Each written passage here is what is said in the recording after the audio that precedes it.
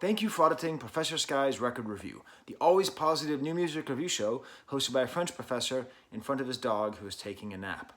Or trying to take a nap if I would ever shut up. Today I'm going to be reviewing the album Made of Rain by the Psychedelic Furs.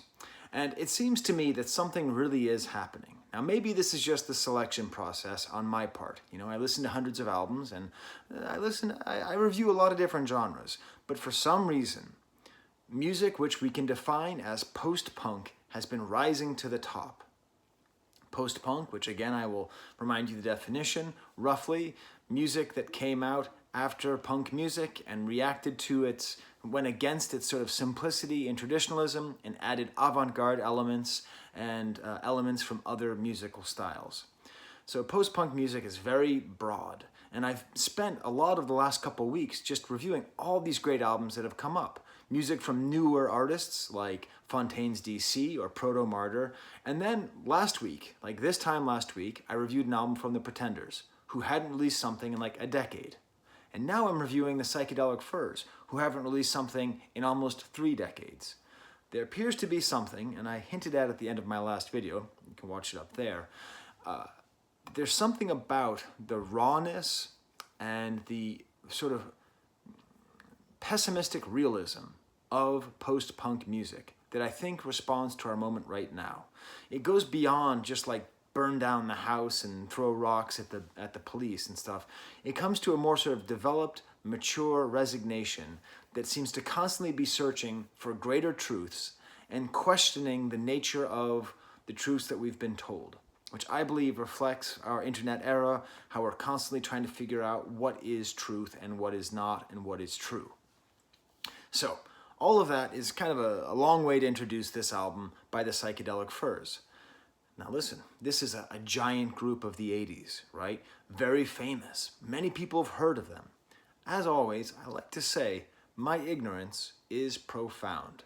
And by that, I don't mean that like I'm the stupidest person on earth.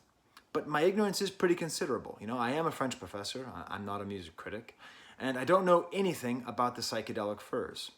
But I believe in that ignorance, there might be some more interesting things that come out. I might be able to get at some other truths.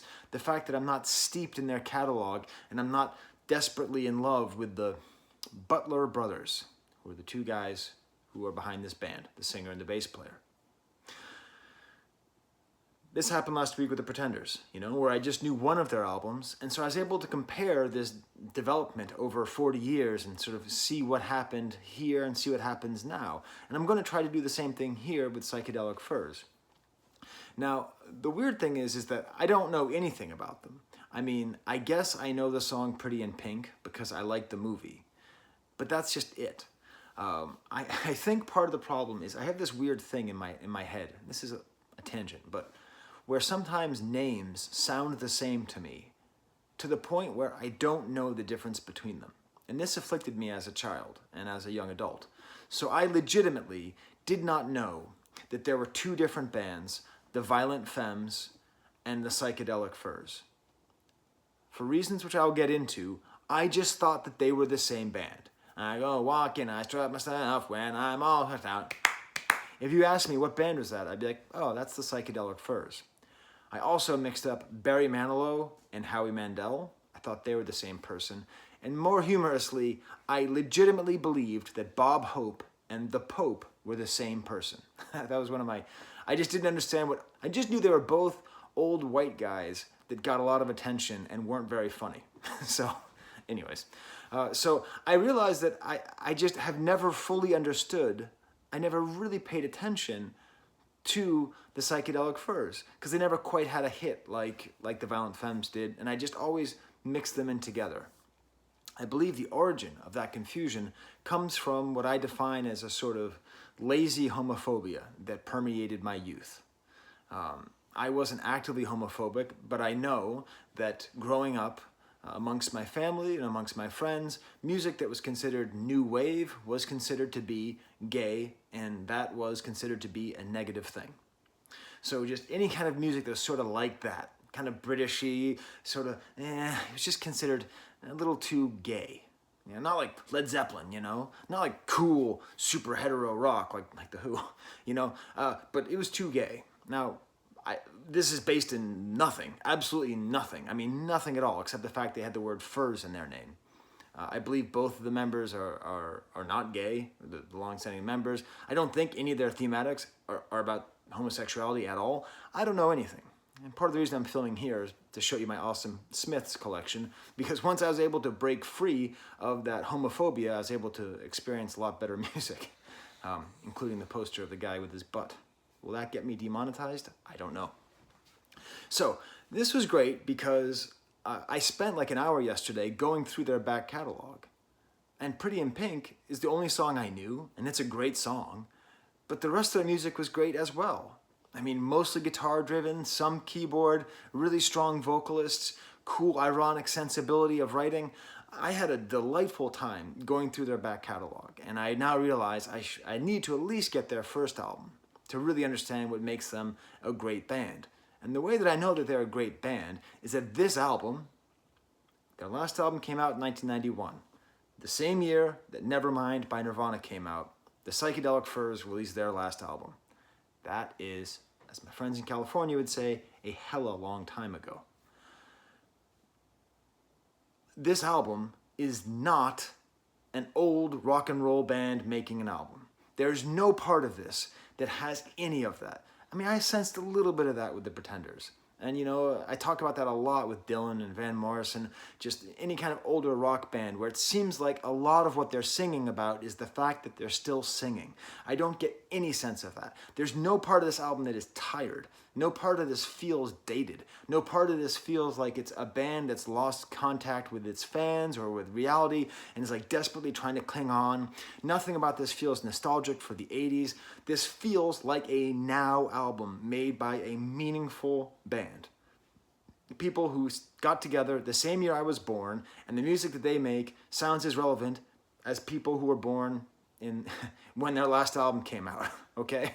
If you were born in 1991 and you made music like this, you'd be making, this would be commensurate, right? This has the strength of youth, despite the fact that it's made by old people.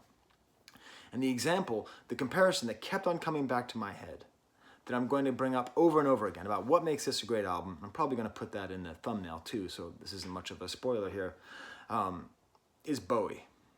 But not 70s Bowie, certainly not 60s Bowie, not even 80s Bowie, 1990s David Bowie. And so you understand, the 90s are my second favorite decade of Bowie music, okay? I love Bowie's music from the 90s. The way that he managed to integrate modern aesthetics, the way that he managed to make overarching, intelligent music that didn't sound like it was made by somebody trying to hold on to relevancy. And just the general soundscape, I really feel that this album is the closest thing that I've heard to 90s Bowie since Bowie in the 90s. And that's one of the highest compliments I can give. Bowie's great because he sort of is he's both like a pre-punk and a post-punk artist all at the same time, right? Like he was sort of everything. Okay, so I'm going to give you an example of why this sounds like it, okay? Of what I mean by playing you a little bit of the first track, The Boy Who Invented Rock and Roll. And why does this remind me of Bowie? Well, I mean, there's usage of keyboard, which is very good and strong, slightly industrial, very aggressive saxophones all throughout this album, catchy, winding guitars, like guitars that aren't like it's not guitar driven, but the guitars have are very present here, and just this very loud, catchy, charismatic British voice saying interesting things with a clarity of voice that is admirable. So let's listen to just 14 seconds of The Boy That Invented Rock and Roll by the Violent Femmes, the Psychedelic Furs. Like, is it just me? Am I the only person that mixes up those names? Is it just my weird 80s Boston homophobia? Anyways, okay, let's listen to it here.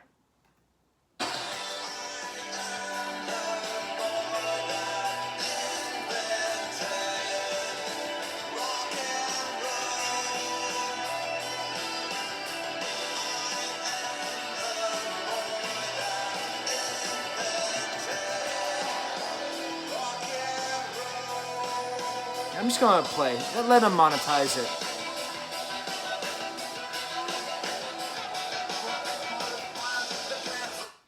So a lot of playing with the vocals there, going back and forth, like putting some effects on there, taking them out, almost like a Tom Sawyer by Rush keyboard, wow, going on there.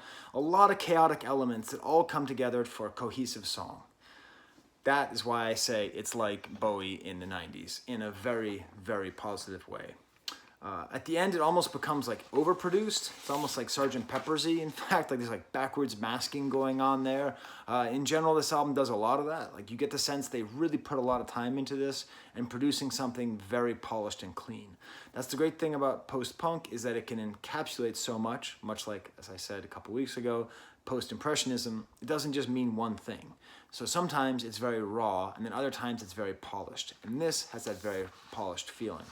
Next track is called Can't Believe. Strong drum-led, guitar again as wailing punctuation, and the voice just drives everything.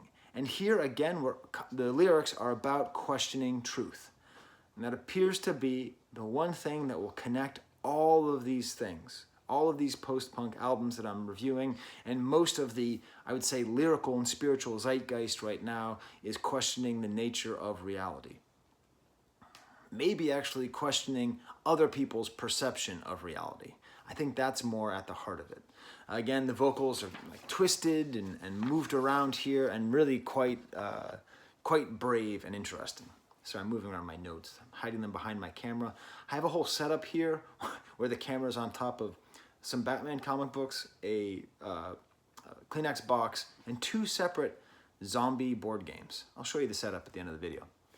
Next track, You'll Be Mine, is almost like a drone, like all the way through. Like almost feels like an old British, I don't know, bagpipe song, but it's constantly resolving on itself, which is quite nice. The voice here is actually more strained, like kind of yelps and yips. And again, it's about the fungibility of reality. When the new black is white and the new lows are high. That's one of these questions, which I think you could easily place on any of those other post-punk albums I'm talking about. Next track, Wrong Train. The lyrics on here, I don't know if it's just the lead singer, Butler Brother number 1, or if Butler Brother number 1 and Butler Brother number 2 make things together, right together. But they often have like a title, and then it's not what you think it's going to be about. So they kind of like deke you out. So Wrong Train, it could be about a lot of things. It's about the panic of getting on the wrong train. And I mean, if you're American, you've probably never done that because we don't have an effective train system.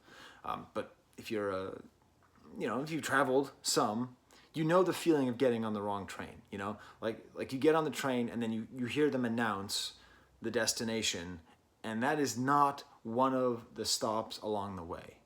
You're stuck.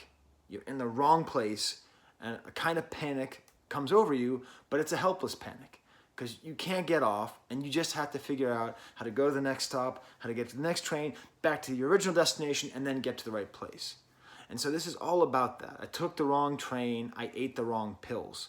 In a similar way, there's a lot of here about medicine and drug usage. I get the sense, maybe if this is at all an old person album, it's a little bit about regrets about drugs.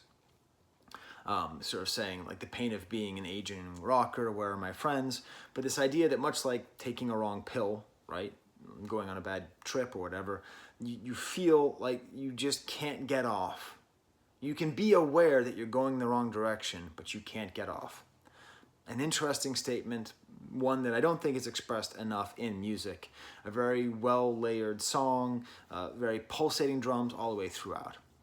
The next track, This Will Never Be Love, is a ballad-ish. The drums are all kind of feel spectry, like doom, doom, doom, that kind of drums, but very far in the background. And this is about the disillusionment of love, like something that will never be love. And again, this is a pretty mature take, a pretty interesting thing to say. Toby is interested in something. It's okay, Toby. Just stay there. You're way more interesting than me. Okay. I would say that there's an alto sax on this album, which is somehow cool, but this album is not perfect. I don't love this album all the way throughout. This is one of the tracks I don't like too much. Next track, Ash Wednesday. The drumming here is very good, maybe a little bit too good, a little too studio drummy. I apologize for the increasingly poor lighting of this video, but it is like raining like crazy in Rochester. The song, though, develops over time. It adds elements. It seems to be about the death of a partner, which is interesting, like someone who he's with. It's like a saxophone and guitar and a weird outro with a duet with a female voice. And this is great. It breaks up the, I always like to talk about vocalists who are very charismatic and very strong, but sometimes it can be boring. And so breaking it up with a female voice is quite great. I'm going to actually read some of these lyrics because there's some of the better lyrics here. So close your crazy eyes and sing yourself to sleep, and shut your crazy mouth. Your lies don't mean a thing. An interesting, challenging, direct means of lyrics. Come all ye faithful, another, like, what's the song going to be about? I don't quite know. This again goes back into that awesome, screw it, I'm just going to tempt the copyright goblins and just play for you the kind of industrial soundscape on here. In general, there's a lot of really good usage of computer here that reminds me more of the way computers were used in the 90s and less how they're used now. So let's listen to a little bit of this kind of industrial soundscape. And shine a light on me. Right, you hear all that? Like the...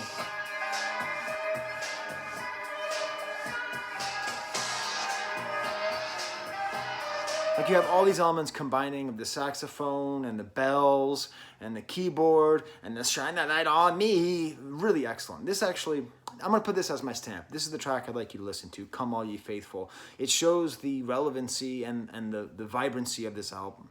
How little it feels like an aging rocker trying to hold on.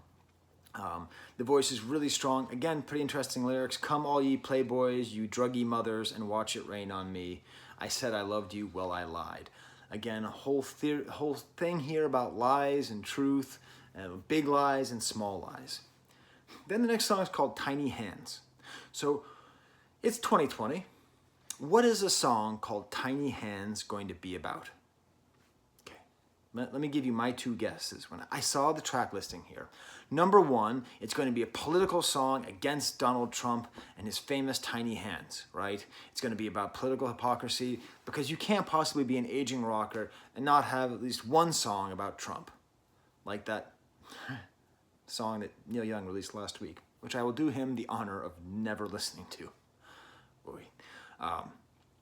No, it's not about Trump. So maybe Tiny Hands is about a father or a grandfather being able to see the sweetness of the tiny little hands of his child, sweet little toes. No, it's not about that either. It's about the tiny hand on a clock moving through. It's about the relentlessness of time and the way that it moves forward.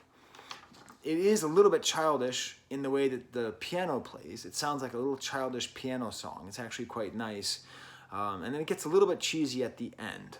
And towards the end of the album, I would say the album takes a downturn.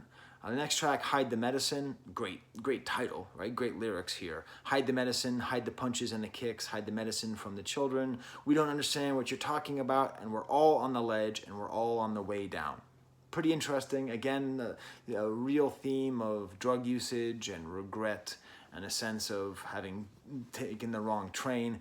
But here the music gets less interesting. It becomes more of a straightforward 90s style alternative rock ballad, followed by Turn Your Back on Me, which is another 90s style ballad, completely bland, possessing none of the interest that the rest of the album has for me.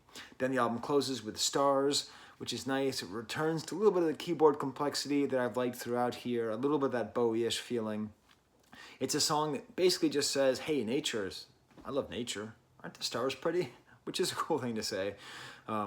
After the chorus, there's like a nice kind of epic building up sound, which is again, ties back into that feeling of 90s Bowie that I like so much. So there you go. There's my review of the Psychedelic Furs. If you are a Psychedelic Furs album, I'm going to actually go to when record stores open again, I'm going to go to the Record Archive in Rochester, New York, and I'm going to look for their first album. I think it's called like Talk, Talk, Talk, because I'm sorry, Toby, are you bored by this? I'll go there and I will try to track it down. But if there's something else about them that I should know, please let me know, because this has been a great discovery. Okay, well, for Toby and for Tina Yellers, there's the camera.